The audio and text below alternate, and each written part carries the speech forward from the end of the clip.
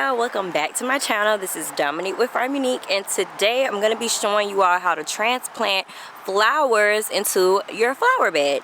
I had the opportunity to go to a farmer's market this past weekend. I was able to pick up some zinnia flowers and some other flowers to attract pollinators, and I want to show you all exactly how to transplant flowers when you get them from the farmer's market or the nursery into your garden bed. I purchased these flowers from my local nursery. There's a bunch of zinnias and all types of other flowers to attract pollinators. The garden bed that you see me using here is the novel raised bed from Veggie Garden. It's the 9-in-1 17-inch raised bed. All of the raised beds in my garden are from Veggie Garden. Head down to the description if you're interested in purchasing one from them. But I'm being very gentle because I did sow some zinnia seeds and some marigold seeds in this garden bed. So I want to just place the flowers that I purchased all around them. The world keeps turning like 1, 2, 3. Oh, what a day! What a day! What a day! I think I need a cup of tea. The world keeps burning. Oh, what a day! What a day! What a day! Oh, what a day!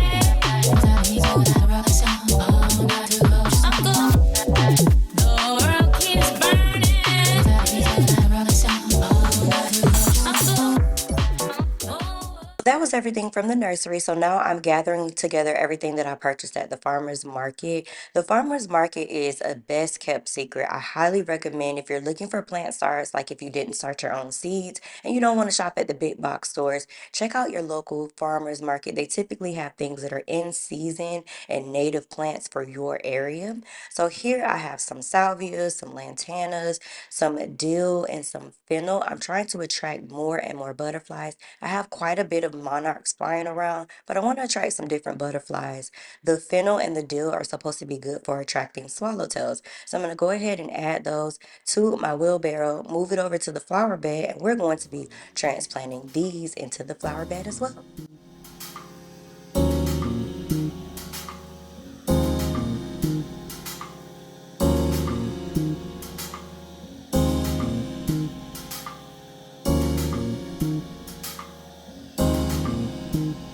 They say, oh my God, I see the way you shine. Take your hand, my dear, and place them both in mine. You know you stopped me dead while I was passing by. And now I beg to see you dance just one more time. Ooh, I see you every night. And oh my, I like your style. Alright, so I got my flowers all laid out. I have different types of flowers, so I spread them out in the bed because maybe last week or so I came out and I sprinkled out some zinnia seeds and some marigold seeds and I raked them in. I'll insert a clip of me doing that here. I did that about a week or so ago, so there are some seedlings that are sprouting up. I'm going to put these flowers in, and then when these flowers are kind of at the end of their life, the seedlings should be ready to put off blooms. Additionally, after I put these out, I'm going to go grab some sunflower seeds and sprinkle them all over the bed.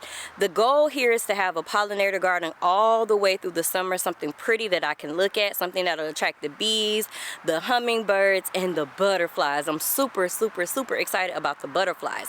So let me show you all exactly how I'm going to transplant these out. I'm going to use 3 main ingredients to do so.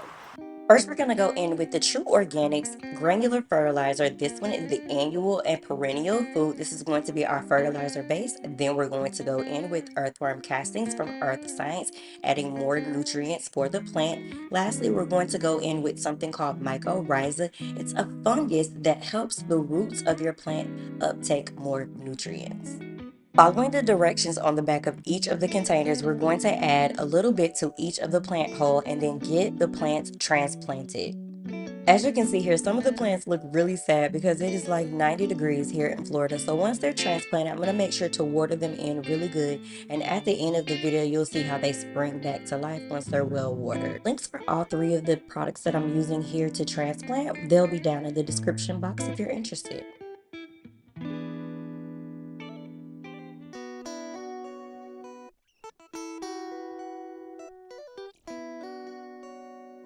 So I actually forgot that I have these gladioluses. It might be a little late to plant them, but we're gonna try anyway. I've got to plant them 8 inches deep, so let's go ahead and get started. I'm in zone 9B, Florida, and for something like a gladiolus, I believe you're supposed to plant them in early spring. Now, it is definitely the dead of summer, but we're still going to try.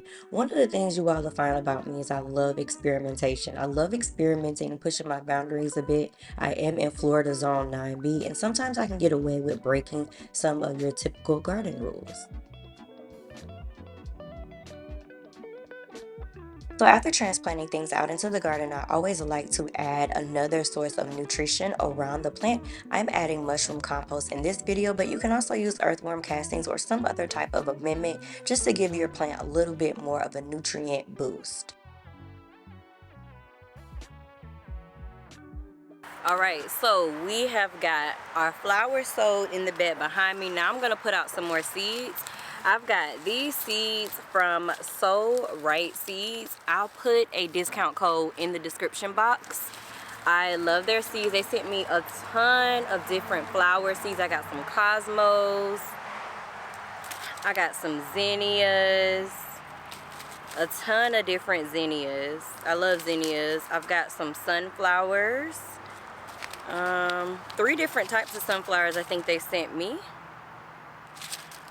and Mexican sunflowers.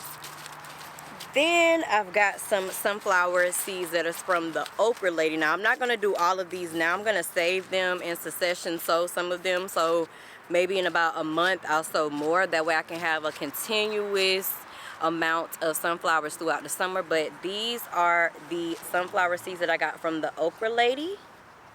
And I'll put all of these different links down in the description. So now I'm just gonna sow these, water this bed really good, because I know y'all saw some of those flowers are struggling. They'll be okay, they're just a little dry, they need some water. It's very hot here.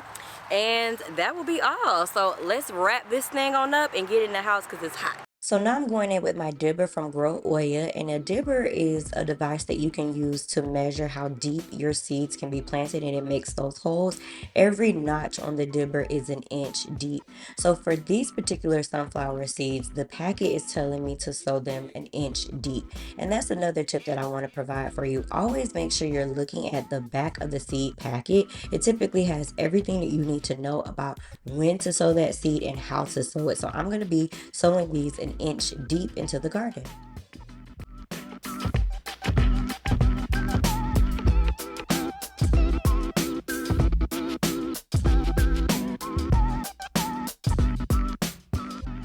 Now this is the final result. Everything is thriving. It's been well watered and taken care of. And as it continues to grow up, I will probably add mulch around all of the plants.